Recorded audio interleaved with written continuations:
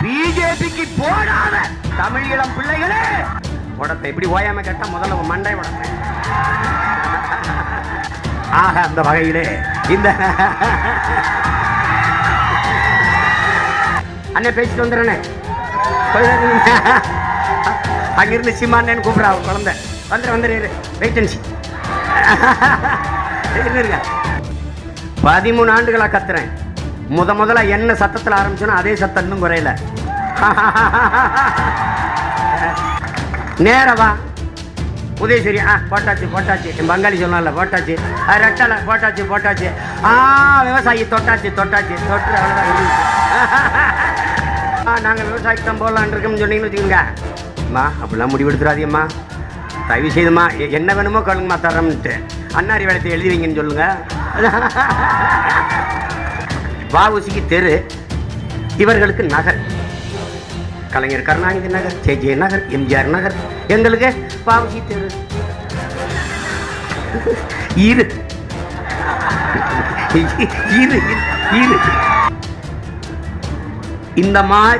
இந்த மாதிரி இளைய பிள்ளைகள் கூடுற கூட்டத்தை இந்த கட்சியில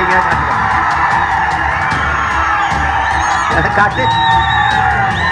அதிக இளைஞர்களை கொண்ட அரசியல் கட்சி இந்திய பெருநிலத்திலேயே நாம் தமிழர் கட்சி மட்டும்தான். சிமானுக்கு போட்டாத பிஜேபி வந்துடும், சிமானுக்கு போட்டாத பிஜேபி வந்துடும், சிமானுக்கு போட்டாத அட பஞ்ச பரதேசிகளா. என் வீட்டில் சுவிட்ச போட்டா என் வீட்டில் தான்டா வளர்க்குறியும், உன் வீட்டில் ஏறி வெட்டி பயல்களா. நல்ல ஆண் மக்களா இருந்தா ஓட்டுக்கு காசு கொடுக்காம என்னை வீழ்த்தி காட்டா பாக்குறேன். ஆகாய கங்கை காய்ந்தாலும் காயும், சாராய கங்கை காயாதடா. ஆள்வோர்கள் போடும் சட்டங்கள் யாவும் காசுள்ளோர் பக்கம் பாயாதடா.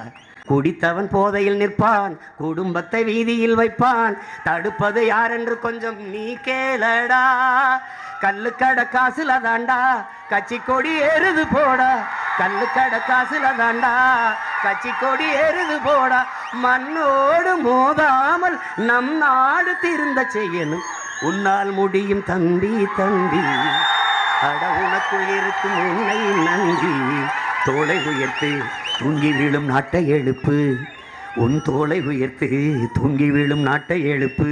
எதையும் முடிக்கும் இதயம் உன்னில் கண்டேன், உன்னால் முடியும் தம்பி. அட உனக்குள் இருக்கும் உன்னை நம்பி.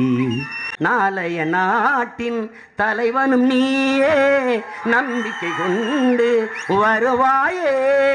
உனக்கெனவோர் சரித்திரமே எழுதிடும் காலம் உண்டு, உன்னால் முடியும். ஆஹா உன்னால் முடியும் தம்பி. அட உனக்குள் இருக்கும் உன்னை நம்பி. கல்லூரி பள்ளி இல்லாத ஊரை கையோடு இன்றே தீமூட்டுவோம். கல்லாத பேர்கள் இல்லாத நாடு நம் நாடு என்றே நாம் மாற்றுவோம். இருக்கிற கோயில்கள் எல்லாம் படிக்கிற பள்ளிகள் செய்வோம். அறிவென்னும் கோபுரம் அங்கே நாம் காணுவோம். வானம் உங்கள் கைகளில் உண்டு, ஞானம் உங்கள் நெஞ்சினில் உண்டு. வானம் உங்கள் கைகளில் உண்டு, ஞானம் உங்கள் நெஞ்சினில் உண்டு. நான் என்று எண்ணாமல் நாம் என்று உறவு கொள்ளணும், உன்னால் முடியும் தம்பி. அட உனக்குள் இருக்கும் உன்னை நம்பி.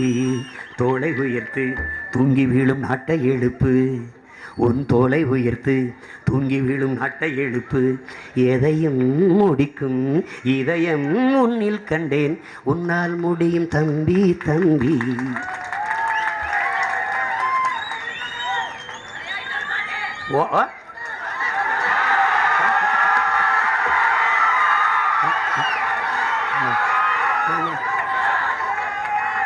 அவனுக்கு என்ன பேசினாலும் ஒரு பாட்டை போட வேண்டியது இருக்கு. அந்த படத்தில் அந்த பட வாரிசு படத்தில் மச்சான் பாட்டு தான் எல்லாம் ஆடுவாங்களே, ஒரு அடியை போட்டு விடுங்கிற மாதிரி ஒரு பாட்டை போட்டு. ஒருவன் குற்றம் செய்து விடுகிறான், மன்னரிடத்தில் அவன் நிறுத்தப்படுகிறான். மன்னர் அவருக்கு தண்டனை கொடுக்கிறார்.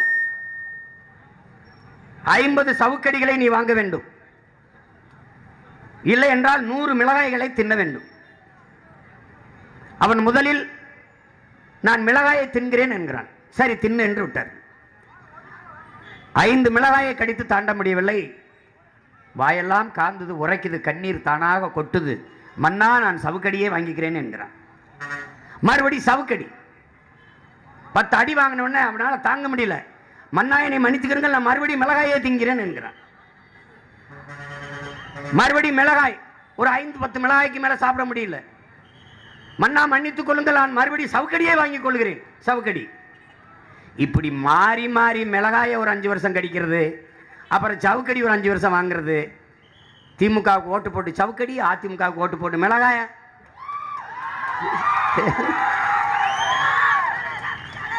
எங்களிடத்தில் உங்கள் பிள்ளைகளிடத்தில் வாருங்கள், தேனும் பாலும் இருக்கிறது என் அன்பு மக்களே, எங்களிடத்தில் வாருங்கள்.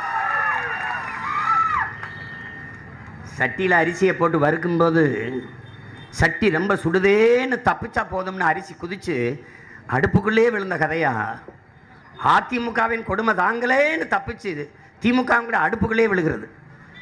ஒரு பெரியவர் 5 வேளை கடமையை செய்வார். தவறாது இறையச்சத்தோடு போய் தொழுவார். அப்படி அதிகாலை கடமையை நிறைவேற்று தொழுகையை செய்வதற்கு முன்னாடி அயர்ந்து உறங்கிறார். கொஞ்ச நேரம் உறங்கிறார். பள்ளிவாசல் தான் படுத்துருக்கிறார்.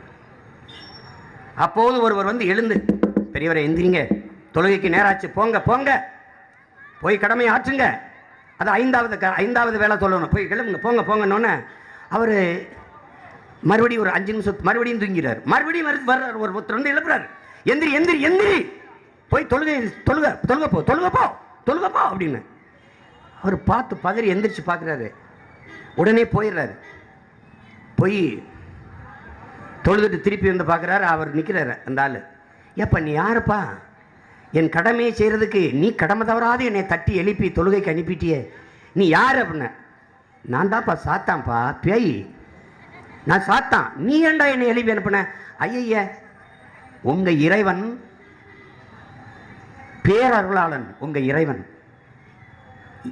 இரக்கமே எல்லாம் இரக்கமானவர். நீ என்ன பண்ணுவ, கொஞ்சம் தாமதமா போய் தொழ நினைச்சா வருந்தி மிக வருத்தப்பட்டு நீ தொழுவ. அப்போ உங்க இறைவன் உனக்கு இரக்கம் காட்டி நிறைய அருள் பாலிச்சிடக்கூடாது, அருள் கொடுத்துடக்கூடாது. அதனாலதான் நான் உன்னை சரியான நேரத்துக்கு எழுப்பி அனுப்பினேன்றான் சாத்தான். அந்த சாத்தான்கள் தான் இந்த தொகுதியிலே 2 கட்சியாவும் நின்று போட்டியிடுது. நீ இந்த சாத்தான் உண்மையில அக்கறையில எழுப்பிச்சுன்னு நினைக்கிற இல்ல, உனக்கு நல்லது நடந்துடக்கூடாது. ரொம்ப நாளா ஒரு கருவி வச்சிருந்தான். ரொம்ப நாளா இந்த நல்ல காலம் பிறக்குது குடுகுடு படிச்ச மாதிரி, சீமானுக்கு போட்டாத பிஜேபி வந்துடும், சீமானுக்கு போட்டாத பிஜேபி வந்துடும், சீமானுக்கு போட்டாத அட பஞ்ச பரதேசிகளா. பிஜேபிக்கு போடாத என்று சொல்வதற்கு ஆண்மையற்ற நீங்கள் சீமானுக்கும் நாம் தமிழர் கட்சிக்கும் போட்டால் பிஜேபி வந்துடும். இது என்ன பைத்தியக்காரத்தனம்? எனக்கு போட்டா நான் தாண்டா வருவேன். என் வீட்டில் சுவிட்ச போட்டா என் வீட்டில் தாண்டா விளக்கறியும், உன் வீட்டில் ஏறி வெட்டி பயல்களா. எத்தனை காலத்துக்கு இந்த ஏமாற்று? ஒரு பள்ளிக்கூடத்தில் மாறுவேட போட்டி நடக்குது. அது சார்லி சாப்ளின்ங்கிற அந்த உலக புகழ் பெற்ற நடிகர் இருக்கார, அவர் மாதிரி நடிக்கணும். அதுல முதல் பரிசு ஒரு மாணவனுக்கு, 3வது பரிசு ஒரு மாணவன், 2வது பரிசு ஒரு மாணவனுக்கு, 3வது பரிசு ஒருவருக்கு கொடுக்கப்படுகிறது. 3வது பரிசை பெற்றவன் யார்? உண்மையிலே சார்லி சாப்ளின். அவனுக்கு 3வது பரிசு. அவர் மாதிரி நடிச்சவனுக்கு முதல் 2 பரிசு. எப்படி இருக்கு பாருங்க. இது யாரு? ஐயா இறையன்பு எழுதுறாரு. ஒருத்தன் பண்ணி மாதிரியே கத்துவான், சின்ன வயசுலேருந்து நல்லா கத்துவான். என் உடன் பிறந்தார்களே, அப்படியே காதை பொத்தி கண்ணை மூடிக்கிட்ட காதல் கட்டிங்கன்னா பண்ணி மாதிரியே இருக்கும். அதனால அவனுக்கு நிறைய கூட்டம் கூட ஆரம்பிச்சிருச்சு. ஒரு வேளைக்கும் போகாமல் பண்ணி மாதிரி கத்தி சாப்பிட்டுக்கிட்டே இருந்தான். அது சின்ன வயசு பண்ணி கொஞ்சம் பெரிய வயசு பண்ணி அப்படி கத்துவான். கடைசியாக ஒருத்தன் நம்மளை மாதிரி ஒருத்தன் வந்துட்டான், நான் உன்னை விட நல்லா பண்ணி மாதிரி கத்துவேன் தெரியுமா அப்படின்னா வா போட்டி. இப்படி ஒரு மேடை போட்டி நடக்குது. போட்டி நடக்கும்போது என்ன, அந்த பன்னி மாதிரி ஒருத்தன் கத்தி ரொம்ப நாளா ஏமாத்திருக்காம பாருங்க, அவனுக்கு தான் ஆதரவு அதிகமா இருக்கு. அருமையா கத்துறான், நீ போலி, நீ இறங்கு, நீ சரியில்லைன்றான். யாரு? புதுசா வந்தவனை. கடைசி அவனுக்கு வெறுப்பாச்சா, கை தட்டுறத நிப்பாட்டுற, விசில் அடிக்கிறது நிறுத்துற, பாடுறாங்க என்ன ஒரு கோணிச்சாக்க போட்டு உன்னை மூடி வச்சிருக்கான். அது கோணிச்சாக்க தூக்குறான், உண்மையிலே பண்ணி படுத்து கிடக்கு. டேய் பைத்தியக்கார பயிலா, இவன் நேரம் கத்துனது நாலுடா, இந்த பண்ணிடா. உண்மையான பன்னி சத்தத்தை மறந்து போயிட்டீங்களடா. உங்களுக்கு எவன் நல்லவன் கெட்டவனே தெரியாம அரை நூற்றாண்டுகளாக இருந்து ஏமாந்து பண்ணிடு. அப்ப அவர் என்ன எழுதுறாரு? விழிப்புணர்வற்ற சமூகத்தில் நடிப்பவனுக்கே முதலிடம் கிடைக்கும்னு. அப்படி ரொம்ப நாளா நடிச்சுக்கிட்டு இருக்கிறவன் ஏன் அவனுக்கு ஓட்ட போட்டு அவர் ஒன்னாவது எடுத்துக்குருவார், இவர் ரெண்டாவது. நல்ல நல்ல ஆண் மக்களா இருந்தா ஓட்டுக்கு காசு கொடுக்காம என்னை வீழ்த்தி காட்டா பாக்குறேன். என்ன வீழ்த்தி காட்டு பாக்குறேன். கட்டுத்தொகையை வாங்கி காட்டு நீ, கட்டுத்தொகையை வாங்கி காட்டு நீ. உங்களுக்கு ஓட்டு போட வேண்டிய தேவை என் நாட்டுக்கு மக்களுக்கும் இல்ல. எனக்கு ஓட்டு போட வேண்டிய தேவைதான் இருக்குது. இதுக்கு மேல ஏதாவது ஒரு போராட்டம் யாராவது என்னை கூப்பிட்டீங்கன்னு வச்சுக்கிறீங்களா, விழுந்து படுத்துக்கிறேன், வர முடியாது. பாப்பா உனக்கு கண்ணீர் துடைக்க நான் கை நீட்டணும், உனக்கு கட்டி பிடிக்கணும், ஆறத்தளவணும், ஆறுதல் சொல்லணும், நான் வெயிலையும் காட்டில் நின்று கத்தி போராடணும், சிறைக்கு போகணும். 125 வழக்கு போட்டிருக்கான். 125 வழக்கு. இவ்வளவே வாங்கிட்டு நாங்க சிறையில் போய் கிடக்கணும், வாடணும், எல்லாம் செய்யணும். ஓட்ட அவங்களுக்கு போட்டணும். எவன் பிரச்சனையை தருகிறானோ அவனுக்கு அதிகாரத்தையும் வலிமையும் கொடுத்தால் இது என்ன மாதிரியான பண்ண?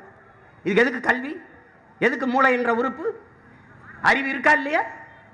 பூனை இருக்கு, பூனைக்கு பாலை வைங்க. அது ஒரு தடவை வந்து குடிக்கும் போது அந்த பால் சூடா இருந்து சுட்டுச்சுன்னா மறுபடி வெள்ளையாக எதை பார்த்தாலும் அருகில் வராது.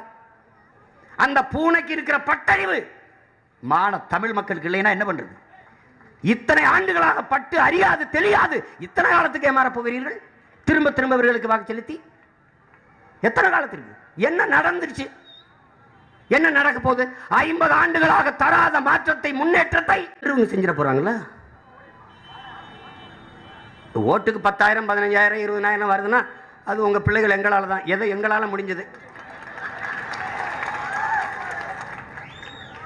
மறுபடியும் 20ஆம் தேதியிலிருந்து 25ஆம் தேதி வரைக்கும் இங்கே தான் இருப்பேன். அப்ப வாக்கின் விலை இன்னும் கொஞ்சம் ஏறும், அதிகமாக ஏறும், 26,000 வரைக்கும் போகும். என் தம்பி முத்துப்பாண்டி சொன்ன மாதிரி நாங்கள் விவசாயத்துக்கு தான் போடலான் இருக்கோம்னு சொன்னீங்கன்னு வச்சுக்கோங்க. அம்மா அப்படிலாம் முடிவெடுத்துறாதியம்மா, தயவு செய்துமா என்ன வேணுமோ கழுங்குமா தர்றோம்ட்டு அன்னாரி வேலைத்தை எழுதி வைங்கன்னு சொல்லுங்க, சரியாயிடும். வந்த வரைக்கும் வசூலிங்க. நான் கேட்டேன், அம்மா ஏமா காசை வாங்கிட்டு ஓட்டு போடுறீங்கம்மா? ஏப்பா யார் காசு? நம்ம காசு தான். அம்மா நம்ம காசு நம்மகிட்ட இல்லாம ஏமா அவன்கிட்ட போச்சு? அந்த கேள்வி ஒவ்வொருத்தருக்கும் இல்லணும். நீ கரும்பு வெட்டுற, களை எடுக்கிற, வாழை வச்சிருக்க, தென்னை வச்சிருக்க, தோட்ட வேலை பார்க்கிற, ஆடு மேய்க்கிற, மாடு மேய்க்கிற, எல்லாம் செஞ்சு வெம்பாடுபட்டு உழைக்கிறாய். உழைக்கிற நீ கையேந்துகிறாய். இதில் ஒரு வேலையும் செய்யாதவன் காசு கொடுக்கிறான். அப்ப நம்மிடத்தில் இருக்க வேண்டிய பணம் அவனிடத்தில் எப்படி போச்சு? அதுதான் என் அன்பு மக்களை சுரண்டல். உழைக்கும் மக்களின் உழைப்பை சுரண்டுகிற சுரண்டல். ஒரு நாளைக்கு தீபாவளி அன்னைக்கு என்னுடன் பிறந்தார்களே, தீபாவளி அன்னைக்கு தமிழ்நாட்டு டாஸ்மார்க் வியாபாரம் அரசு அறிவிச்சது 600 கோடிக்கு குடிச்சிருக்கான் ஒரே நாளுக்கு, ஒரு நாள்ல. ஆனால் வித்தது வியாபாரம் 1000 கோடி, அறிவிச்சது 600 கோடி.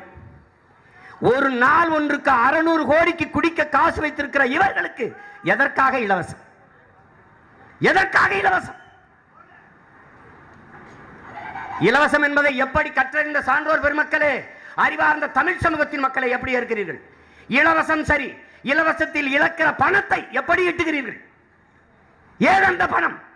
அது யாருடைய பணம்? என்னுடைய காசை எடுத்து எனக்கு கொடுப்பது எப்படி இலவசமாகும்? ஆறுதலால் காயங்கள் ஆறுவதில்லை, அழுவதனால் எதையும் அடைந்து விட முடியாது, தூறல்களால் பயிர்கள் விளையாது. என் தேசத்தை நாசமாக்கிய ஒரே சொல் இலவசம் என்கிறார் தவத்திரு குன்றக்குடி அடிகளார் அவர்கள். நீ வந்தா என்ன செய்வாய் சீமான்? இலவசம் சொல்ல இல்லாமல் ஒழிச்சிருவேன். அப்ப என்ன செய்வாய்? இலவசம் பெற வேண்டிய ஏழ்மை வறுமை நிலையில் இல்லாது என் மக்களின் வாழ்க்கை தரத்தை உயர்த்தி விடுவேன். கல்விக்கேற்ற வேலை, வேலைக்கேற்ற சம்பளம், அதை கொண்டு வாழ்கிற பெருமை மிக்க வாழ்வு, அதுதான் தன்மானமிக்க தமிழரின் பெருமை சிறப்பு. சீமான் கையேந்தினால் பிச்சை, நாம் எல்லோரும் சேர்ந்து கையேந்தினால் இலவசம். கேவலம், கேவலம். இது ஒரு கொடுமை. அவங்க கொடுக்கிற காசு கொடுக்கதான் செய்வாங்க, அதை தவிர்க்க முடியாது. எளிய மக்கள், உழைக்கும் மக்களுக்கு ஒரு ஓட்டுக்கு 10,000 என்பது பெரிய பணம். 10 ஓட்டு இருந்தால் ₹1,00,000. அதை நம்ம வாங்காதேன்னு சொல்ல முடியாது. வாங்கு. அவன் பால் அடித்து சத்தியம் பண்ணுறானா கேட்குறானா பண்ணிவிடு. புள்ள தலையில் அடிச்சிருக்கான் அடிச்சிரு, இல்லை குலசாமி படத்தில் வச்சு அடிச்சுனா அடிச்சிரு. அதில் ஒரு 50 ரூபாய் எடுத்து ஒரு மஞ்சள் துணியில் முடிச்சு அப்படி வச்சுட்டு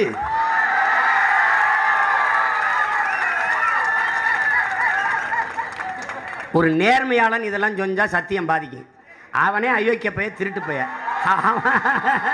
அவன்கிட்ட செஞ்சு கொடுக்குற சத்தியத்தை பற்றி நீங்கள் கவலைப்படுற வச்சுக்க. ஏதாவது ஒரு கோயில் உண்டியல் ஒண்டி போட்டுரு. அப்போ அந்த கருமத்தை தொலைக்கிறேன் இந்தா நேரவா உதயசூரி போட்டாச்சு போட்டாச்சு. என் பங்காளி சொல்லல போட்டாச்சு, ரெட்டலை போட்டாச்சு போட்டாச்சு. விவசாயி தொட்டாச்சு தொட்டாச்சு தொட்டு அவ்வளோதான் முடிஞ்சு. 13 ஆண்டுகளாக கத்துறேன். முதல்ல என்ன சத்தத்தில் ஆரம்பிச்சோன்னா அதே சத்தம் இன்னும் குறையல. என்னை கேட்குறான் 3 மணி நேரம் பேசுகிறான், ஏன் சட்டையெல்லாம் வேர்த்து கொட்டுதையா, ஒரு மடக்கு தண்ணி குடிக்க மாட்டான்னு. தம்பி, இது உடல் வலிமையில் பேசுவது அல்ல, உள்ளத்தில் தேங்கி இருக்கிற வெறியை திரட்டி பேசுவது. எங்களுடைய முன்னத்தியர் என் அண்ணன் புரட்சியாளன் பழனி பாபா அவர்கள் எங்களுக்கு கற்பித்திருக்கிறார். தமிழ் இளம் பிள்ளைகளே, இன உணர்வு கொள்ளாதீர்கள், இனப்பற்று கொள்ளாதீர்கள், இன வெறி கொள்ளுங்கள். இல்லை என்றால் நீங்கள் ஆளப்படுவீர்கள், ஒருபோதும் ஆள மாட்டீர்கள் என்கிறார். அவரே சொல்றாரு, டே மான தமிழன் திமுக ஒருத்தன் ஓட்டு போடுவான், உங்களுக்கு மானம் இருக்கா இல்லையா என்பதை என் உயிர் சொந்தங்களே நீங்களே முடிவெடுத்துக்கிறீங்க. ஒவ்வொரு தடவை இப்படி கத்திக்கிட்டு இருக்க முடியாது. நானும் இல்ல நாதியற்று போயிடுவேன். ஒரு மகன் இருக்கிற, எதுக்கு அஞ்சாத மகன். என்னை வளர்த்தவன் என்ன தெரியுமா சொன்னா, சாக பயந்தவன் தரித்திரமாகிறான், சாக துணிந்தவனே சரித்திரமாகிறான். சாக துணிஞ்சு நிக்கிறேன்,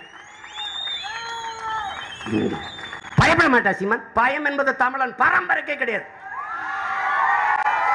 அஞ்சுவதும் அடிபணிவதும் என் இனத்திற்கு என்றைக்குமே இருந்ததில்லை. எங்களை வளர்த்த தலைவன் பயம் கோழைகளின் தோழன், வீரனுக்கு எதிரி. கண்ணீர் கோழைகளின் ஆயுதம், அதை எந்த வீரனும் ஏந்த மாட்டான்ங்கிறான் என் தலைவன். சும்மா போயிட்டு இங்க சொன்னா பாருங்க, என் தம்பி விவேகானந்தர் சொல்றாரு, வீரத்துறவி வரலாறு எங்கிலும் வரலாற்றில் வீரர்களுக்கு தான் இடம் உண்டு, கோழைகளுக்கு இடம் இல்லை. அடிமைக்கு வரலாறு உண்டு, என் அன்புடன் பிறந்தார்களே. அடிமைகளுக்கு உண்டு, ஏழைகளுக்கு கூட வரலாற்றில் இடம் இருந்தது உண்டு, கோழைகளுக்கு வரலாற்றில் இடம் இருந்ததில்லை. எதுக்கு பயப்படணும், எதுக்கு பயப்படணும்? வஉசிக்கு தெரு, இவர்களுக்கு நகர். கலைஞர் கருணாநிதி நகர், ஜே நகர், எம்ஜிஆர் நகர். எங்களுக்கு வஉசி தெரு. இரு இரு இரு பொறு, கொஞ்சம் இரு. ஐ ஆம் பேக்.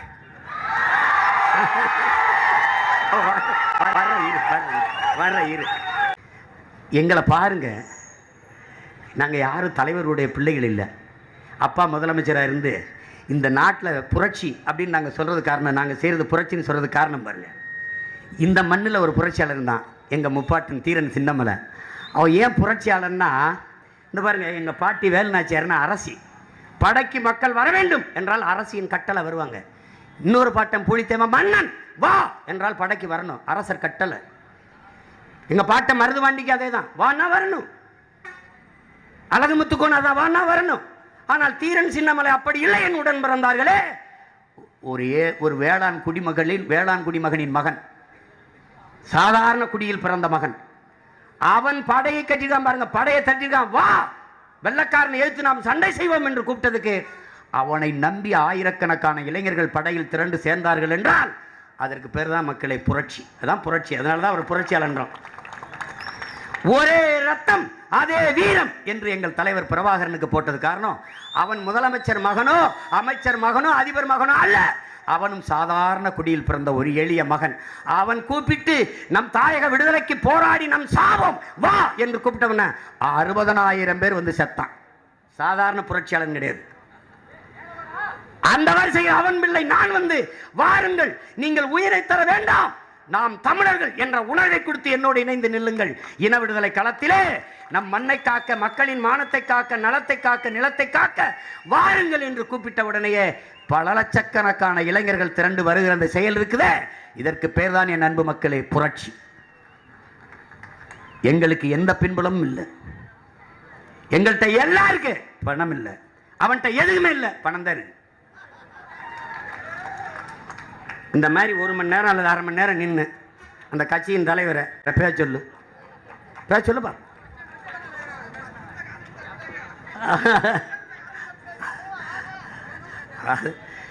என்ன திமிர் இல்லைங்க, எந்த நம்பிக்கை இல்லைங்க, தனிச்சே போட்டியிடுறார் அப்படின்ட்டு.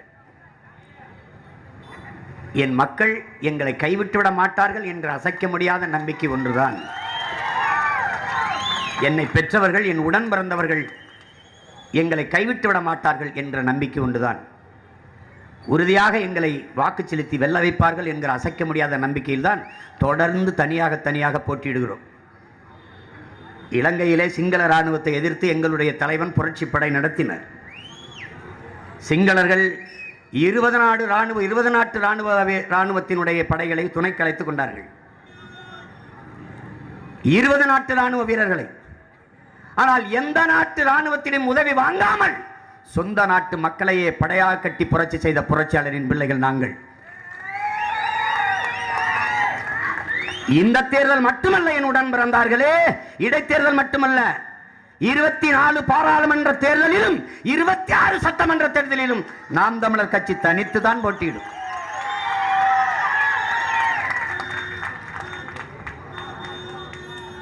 தனிச்சு நின்று நீ வென்றுவியா?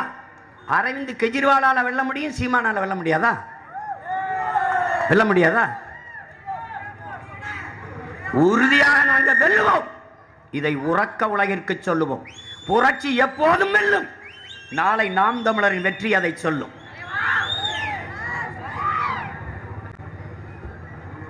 இந்த மாதிரி இளைய பிள்ளைகள் கூடுற கூட்டத்தை இந்த கட்சியில காட்டு. அதிக இளைஞர்களை கொண்ட அரசியல் கட்சி இந்திய பெருநிலத்திலேயே நாம் தமிழர் கட்சி மட்டும்தான்.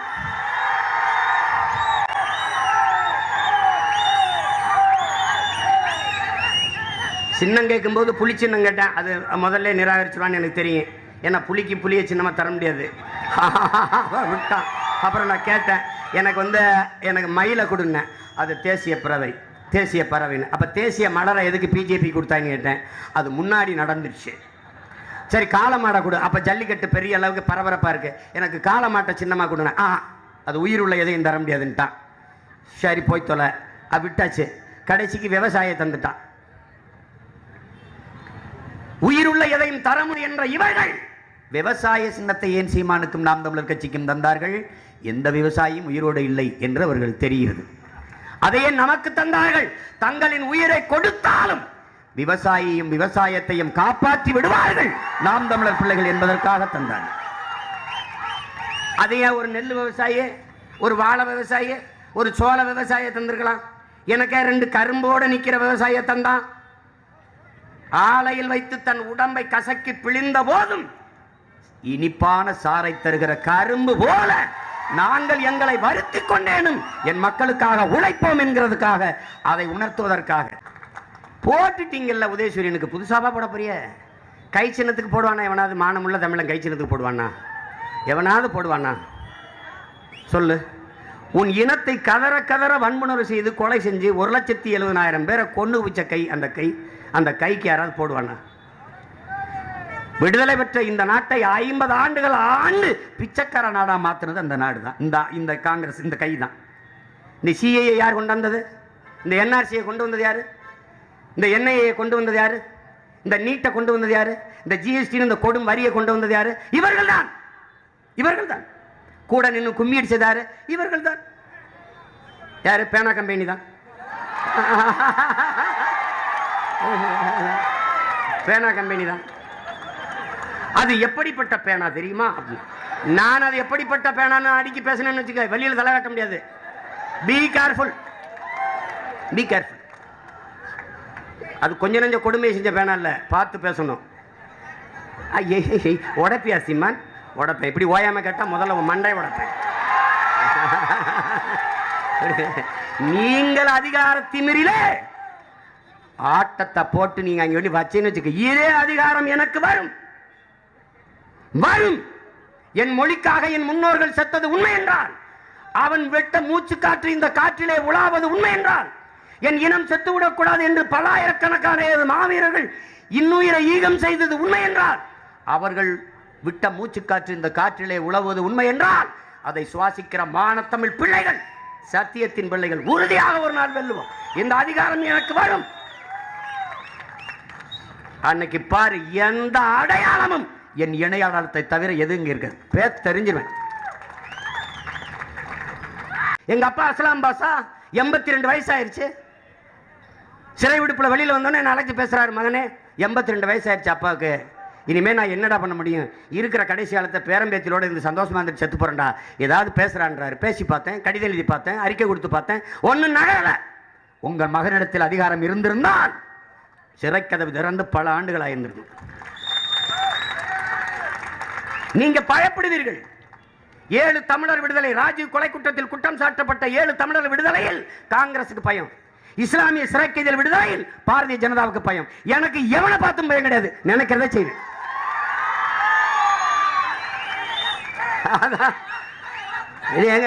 நீ கத்திப்பாரு, ஐயோ அவர் ஓட்டு போட மாட்டாங்க, போடாத போடாத போ, இந்த மாதிரிலாம் பேசுனா சீமான் உங்களுக்கு எப்படி ஓட்டு விழும்? என் கருத்தை ஏற்காதவன் எனக்கு ஓட்டு போட தேவையில்லை. என் கருத்தில் உடன்பட்டவன் என் உடன் நின்றால் போதும். நான் எளிதானதை செய்ய வந்தவன் அல்ல, சரியானதை செய்ய வந்தவன். சரியானது வென்றே தீரும். இது புரட்சியாளன் சேகுவாருடைய புரட்சி மொழி. நாங்கள் சரியானது. இப்போ சீமான் எப்பவுமே பார்த்தீங்கன்னா சாத்தியமில்லாதே பேசிருப்பாங்க அப்படின்னு. சாத்தியமில்லாத ஒன்றை சாத்தியப்படுத்துவதற்கு பெயர்தான் புரட்சி. என் அன்பு மக்களே, அதுதான் புரட்சி. எது ஒன்றும் சாத்தியத்திலிருந்து உலகத்தில் பிறந்ததில்லை, தேவையிலிருந்து தான் பிறந்திருக்கிறது. எனவேதான் demand is the mother of invention. தேவைதான் கண்டுபிடிப்பின் தாய். வெறுங்காலோடு நடந்து சுட்டுச்சு, செருப்பு தேவைப்பிடிச்சு படைச்சேன், கண்டுபிடிக்குது. That's all your honour. இங்க இருக்குது, அங்க பேசணும்னு வந்துச்சு, அலைபேசி வந்துச்சு. பருந்த பார்க்கிற இந்த பருந்து மாதிரி வானிலே மானுட சமூகம் பறக்க வேண்டும் நினைச்சான், படைச்சான். விண்வெளி விண்ணூர்தியை படைச்சான். அப்படிதான் ஒன்னு உருவாச்சு. இது சாத்தியமா? இது நடக்குமா? இந்த எண்ணத்தை கண்ணைய சட்டம் ஒரு பிடிச்சு பாரு, எண்ணத்தை பிடிச்சு எண்ணத்தை கைது பண்ணி, இந்த எண்ணத்தை கண்ணையெல்லாம் எங்களுக்கு சரி வருது.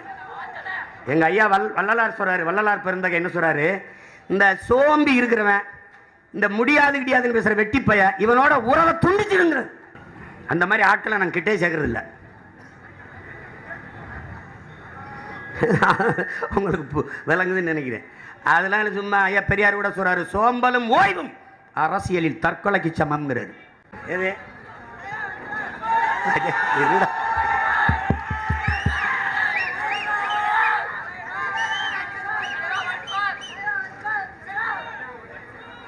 விலைவாசி ஏறி போச்சு, வாழ்க்கை நிலம் மாறி போச்சு. விலைவாசி ஏறி போச்சு, வாழ்க்கை நிலம் மாறி போச்சு.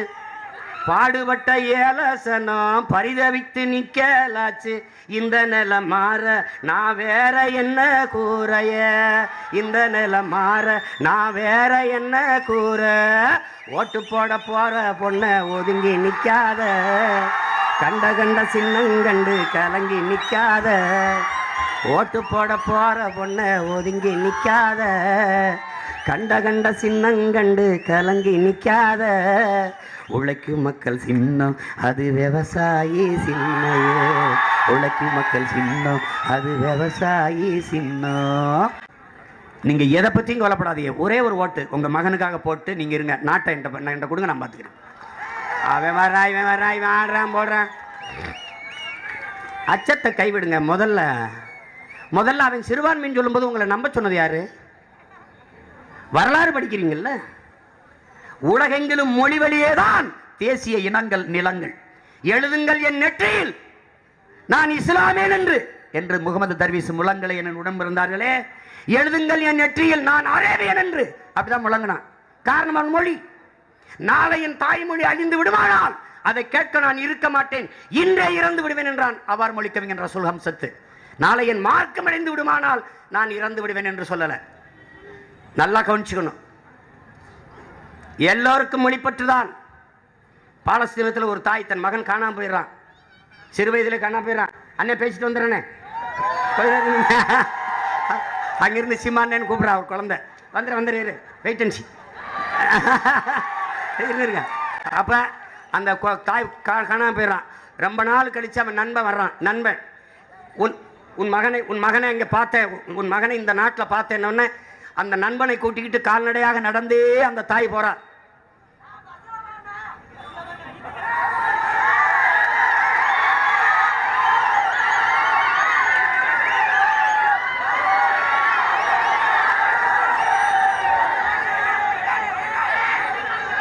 பூரா இந்திக்காரன் இருக்கு.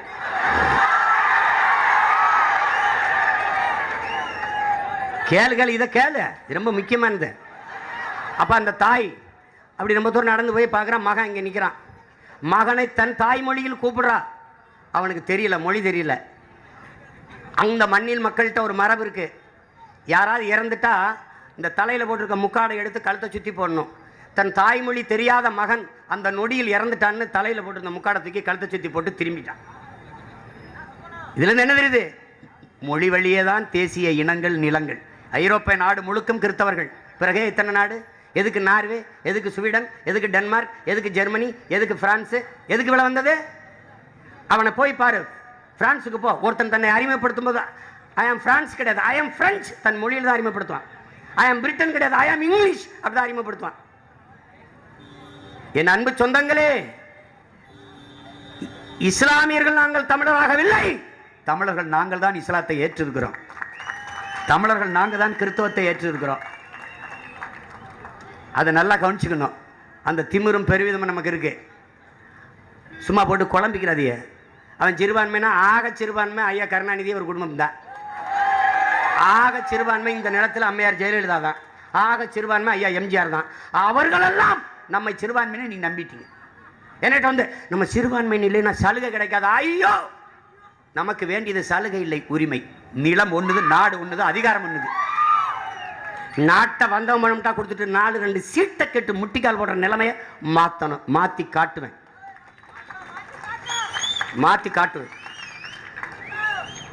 தைரியமா இருக்கணும், துணிவா இருக்கணும்.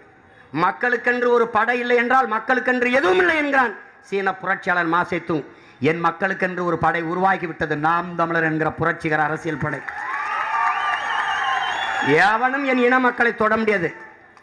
நீ இந்திக்காரன் அடிக்கிறதானே நீ பாக்குற. தமிழர்கள் நாங்க திருப்பி அடிக்கிற காலத்தை நீ பாப்ப. அப்ப எப்படி இருக்குன்னு பாரு, எப்படி இருக்குன்னு பாரு. எதுக்குன்னா எல்லாரும் உணரட்டும்னு இப்படி கை கட்டி நிக்கிற நாங்கள்ல. வலிக்குதா? நான் போதிக்கும் போது உனக்கு புரியாது, பாதிக்கும் போது புரியும். இப்ப பாதிக்குது, புரியுது. அதனால உரிமையோடு கேட்கிறேன், உங்க பிள்ளைகள் எங்களுக்கு விவசாய சின்னத்தில் என் தங்கச்சி மேனகாவுக்கு நவநீதனுக்கு போட்டு வெள்ள விட்டுருங்க.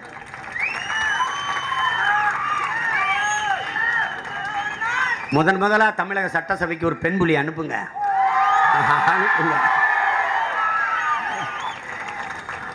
நான் போறது ஒண்ணுதான், என் தங்கச்சி போறது ஒண்ணுதான். அன்னைக்கு 3 நிமிடம் தான் பேச விட்டாங்க. கத்திக்கிட்டே இருந்தாங்க, அந்த பேனா வைக்கலாமா வைக்க வேணாமாங்கிற இடத்துல. அதை கேட்டு இந்த ஆளு ஒரே ஆளையாவது சட்டசபைக்கு அனுப்பியிருக்கலாம். ஆள் கட்சி எல்லாரும் வெளிநடப்பு செஞ்சிருப்பா, நான் மட்டும் உட்காந்துருப்பேன். அதுதான் தயவு செய்து உங்கள் மதிப்புமிக்க வாக்கை எளிய பிள்ளைகள் எங்களுக்கு தந்து எங்களை வெற்றி பெற செய்யுங்க. காசு வாங்க வேணான்னு நான் சொல்ல மாட்டேன்.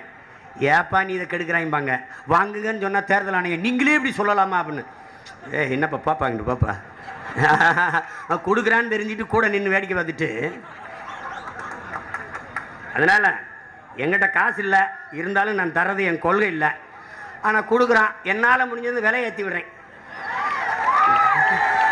நாங்கள் தெருவில் நடக்க நடக்க அவங்களுக்கு என்னென்ன ஒரு 1000-500 உங்களுக்கு ஏறிட்டே கூட்டிகிட்டே இருக்கும். என் மக்களை மாடு ஆடை தொழுவத்தில் அடைச்ச மாதிரி கொண்டு போய் மண்டபத்தில் அடைச்சி காலையிலிருந்து மதிய வரை இருக்கு 500 ரூபா. சாப்பிட்டுட்டு போகக்கூடாது, ஏன்னா வேற கூடத்துக்கு போயிட்டா இருங்க சாயந்தரம் வரைக்கும், அதுக்கு ஒரு 500 ரூபா. எப்படி இருக்கு? அதனால வர வரைக்கும் வசூலிச்சுக்கிறங்க, வாக்க விவசாயிக்கு போட்டுருங்க. நீங்க அவங்க கொடுக்குற காசுல என்ன வாங்க? அரிசி பருப்பு. அரிசி பருப்பை யாரு விளையப்பா? ஐயா தான். ஐயா தான் விளைய வைக்கணும், அவர் தான் விளைய வைக்கணும். அதனால அவருக்கு போட்டுருங்க, அவர் உங்களுக்கு சோறை போட்டுருவார். தயவு செய்து அதை பண்ணிவிடுங்க. நல்லா இருப்பீங்க. உங்களை பார்த்து பண்ணிவிடுங்க. நியாயமார ரொம்ப நாளாக நாங்களும் கஞ்சிக்கிட்டே இருக்கோம். ஏதோ பார்த்து பண்ணிவிடுங்க. பண்ணிவிடுங்க. ஒவ்வொரு இஸ்லாமிய கிறிஸ்தவர் வீட்டிலையும் போய் சீமானுக்கு போட்டாத பிஜேபி வந்துடும், சீமானுக்கு போட்டாத பிஜேபி வந்துடும். இங்கே எல்லாரும் சொன்னாங்க பாருங்க, கொடையை உங்களால் கருப்பாக மோடிக்கு முன்னாடி பிடிக்க முடிஞ்சதா? எதிர்கட்சியாக இருக்கும்போது கோபேக், ஆளுங்கட்சியாக வந்த வெல்கம். எப்படி இருக்கு? எப்படி இருக்கு பாருங்க. இந்த நாடகத்தை நம்பி நம்பி ஏமாந்து போன என் இன சொந்தங்களே, விழித்துக் கொள்ளுங்கள். இது ஒரு கொடுமை. இஸ்லாமிய சிறைக்கைதில் விடுதலைக்கு பேசிட்டோம். செஞ்சி மஸ்தான் ஒருத்தர் இருக்கிறாரு, கோயில் கோயிலாக தேர் எடுத்துக்கிட்டு இருந்தார். இப்போ வந்து இஸ்லாமியர்கள் வாக்கு அதிகமாக இருக்குது அங்கே. அது அதிமுக போட மாட்டாங்க, அது சீமானுக்கு போட்டுருவாங்க. அப்போ வந்து என்ன செய்யுது, படபடப்பு வருது. நேரம் வந்து இஸ்லாமிய சிறைக்கைதிகள் விடுதலைக்காக அரசு ஒரு ஆலோசனை குழு போட்டிருக்கிறது, அது விரைவில் நல்ல செய்தி வரும். என் தம்பி அபுதாயிர் மாதிரி எல்லாரும் செத்த பிறகு வருமா? எப்போ வரும்? 38 குழு போட்டிருக்கு, புழு கூட 4 அங்குல நகருது, இந்த குழு ஒன்றும் நகர மாட்டேங்குது. ஊராக போராட்டம் பண்ணிட்டு இருந்தா இஸ்லாமிய சிறைக்கைதிகளை விடுதலை செய்யுங்கன்ட்டு. அங்கே மேலப்பாளையத்துக்கும் பிராமணத்துக்கும் போகிறதுக்குள்ள தடை போட்டீங்க. அப்போ ஆதிநாராயணன் தலைமையில் ஒரு கமிஷனை போட்டிங்க, ஒரு குழுவை போட்டிங்க. ஒரு ஆளை தான் போட்டிருக்கீங்க, இன்னும் குழு போடல. அது என்ன நடக்குது? இருக்கிற சிறைவாசிகள் வீடுகளில் போய் விசாரிக்க வேண்டியதானே, அவன் எவ்வளவு கண்ணீரும் கவலையும் தோய்ந்திருக்கிறான்னு. என் தம்பிக்கு மாயின் பதிவு செய்தது போல முதலாக தமிழக சட்டசபையிலே இஸ்லாமிய தீவிரவாதிகள் என்ற வார்த்தையை பதிவு செய்த பெருந்தகை ஐயா கருணாநிதி அவர்கள்தான். லீலாவதி அம்மா கொலை வழக்கிலே குற்றம் சாட்டப்பட்டிருந்தவர்கள், ஐயா தா கிருஷ்ணன் அவர்கள் கொலை வழக்கிலே குற்றம் சாட்டப்பட்டவர்கள் எல்லாம் அவர்களுடைய ஆட்கள் என்பதாலே 10 ஆண்டுக்கு மேலே தண்டனை பெற்றவர்கள் எல்லாம் விடுதலை செய்யலாம் என்ற சட்டத்தை கொண்டு வந்தார். 6-7 ஆண்டுகள் தண்டனை அனுபவித்தவர்கள் எல்லாம் விடுதலை செய்யப்பட்டார்கள். ஆனால் அந்த சட்ட வரைவு என்ன என்று தெரியுமா என் உடன் பிறந்தார்களே? இது ராஜீவ் கொலை குற்றத்தில் குற்றம் சாட்டப்பட்டவர்களுக்கும் இஸ்லாமிய சிறைக்கைதிகளுக்கும் பொருந்தாது என்பதான் அந்த சட்ட வரைவு. அப்போது யாருமே கோபப்படலை, உங்கள் மகன் என்னையை தவிர.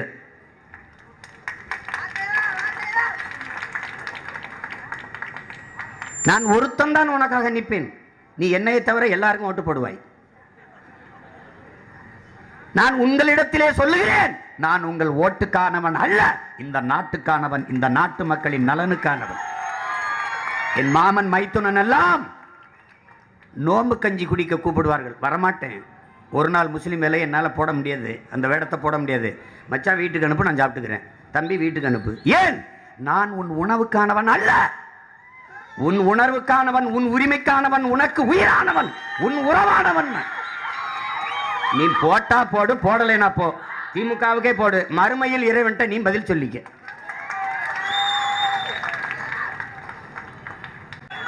இதை வேற கர்மம் பார்த்துக்கிட்டே பேசணும், இல்லைன்னா அது வேற போட்டு அதுக்கு ஒரு வழக்கை போட்டு அதெல்லாம் உங்களுக்கு ஒரு தெரியாது. மீனவரை அடிச்சுக்கிட்டே இருந்தாங்க தொடர்ச்சியா. கடற்கரையில் மாவட்ட ஆட்சியர் அலுவலுக்கு முன்னாடி ஒரு ஆர்ப்பாட்டம் போட்டேன். என் மீனவனை நீ அடிச்சேன்னா உன் மாணவனை அடிப்பேன்ட்டேன். அதுக்கு என்னை உள்ளதைக்கு போட்டார். 6 மாதம் சிறையில் இருந்தேன்னு வச்சுக்கிறீங்களேன். அதுக்கப்புறம் அது முடிஞ்சிருச்சு. அது 2010. அப்போ 2021 2020 10 வருஷம் கழிச்சு ஒரு அழைப்பானை வருது. அழைப்பானை அது வந்து அதான் சமன் அழைப்பானை வருது. நான் வாசலில் உட்காந்து தம்பி முடி வெட்டிகிட்டு இருக்கான். வந்தோடனே 2 காவலர்கள், என்னப்பா அண்ணே என்ன சொல்லுங்கண்ணே? ஒரு அழைப்பானைண்ணே. அழைப்பானைன்னு அவர் சொல்லலை, சம்மன். எதுக்குண்ணே? அண்ணா அது 2010 அந்த கடற்கரையில் பேசுனீங்கல்லண்ணே, அந்த மாவட்ட ஆட்சியர் முன்னாடி ஒரு 10 நிமிஷம் கூட பேசிட்டீங்கண்ணே. ஏய், இதை கண்டுபிடிக்க 10 வருஷம் ஆச்சாடா உங்களுக்கு? 10 நிமிஷம் கூட பேசிட்டேன்னு ஒரு வழக்குங்க. அப்போ நீதிமன்றத்தில் நின்னு அவர் கேட்குறாரு, அதுக்கு இன்னொரு வழக்கு, அது என்ன வழக்குன்னு தெரியல, உங்கள் மேலே போடப்பட்டிருக்க வழக்கு என்னன்னு தெரியுமான்னு நீதியரசர் கேட்டார். அவர் வந்து என் மேலே அவருக்கு அன்பு இருந்திருக்கு. எப்படின்னு கேளுங்க. வணக்கம், வாங்க, உங்களுக்கு அழைப்பானை வந்ததா அப்படின்னாரு. சரி நம்மால் அது கூட தெரியாமல் இருப்போம். வரலைங்கய்யா அப்படின்னா. வரலையா? எங்க என்ன வழக்குன்னு சொல்லாமல் கூட்டி கொண்டு வந்தவரை நிறுத்தி வச்சுருக்கீங்க? இல்லைங்க சார், இந்த பண்ணி சந்தோஷம். சரி வந்துட்டீங்க, 10 நிமிஷம் இருங்க, அது அழைப்பானை கொடுத்தோன்னு கையெழுத்து போட்டு நீங்கள் போங்க, அப்புறம் உங்கள் வழக்கறிஞங்களை வச்சு பார்த்துக்குறீங்க, ஒரு நிமிஷம் இருங்க. எல்லாரையும் திட்டுறீங்களே, இவங்களை ஒரு இதை திட்டி விட மாட்டேல. அவர் என்ன பண்ணுவார் பாவம், அவர் என்ன பண்ணுவார், எஜமா அப்படி இருக்கிறாரு. அதான் அந்த மாதிரி 10 நிமிஷம் கூட பேசிட்டோம்னு கொண்டாந்து 10 வருஷம் கழிச்சு 2030 கூட கொண்டாந்து கார்டு கொடுத்தாலும் கொடுப்பாங்க. அதுக்கு பேசிட்டு அது விவசாயத்திலேருந்து போடுங்க, பேச்சை கேட்டவங்க போடுங்க, கேட்டு போய் வீட்டில் மற்றவங்ககிட்ட சொல்லுங்கள், ஏன் இந்த ஒரு வாட்டி போடுவோம்யா, விவசாயிக்கு போடுவோம்யா, ஒரு பெண் பிள்ளையை நிறுத்திருக்காங்க போடுவோம்யா, படித்த பிள்ளையா அதுக்கு போடுவோம். அதனால் மதிப்புமிக்க உங்கள் வாக்குகளை எளிய பிள்ளைகள், உங்கள் பிள்ளை எங்களுக்கு தந்து வெற்றி பெற செய்ய வேண்டுமா அன்போடு வேண்டி கேட்டுக்கொள்கிறோம். ஆக அந்த வகையிலே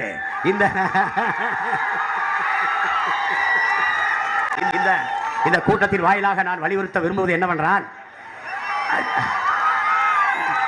ஊழல் லஞ்சத்திலே ஊறி திளைத்த எங்களுக்கே உங்கள் வாக்குகளை தந்து நாட்டை நாசமாக்க விடாமல் ஓட்டை விவசாய சின்னத்திலே போட்டு நாட்டையும் மக்களையும் காப்பாற்றுங்கள் என்று கூறி நன்றி, வணக்கம்.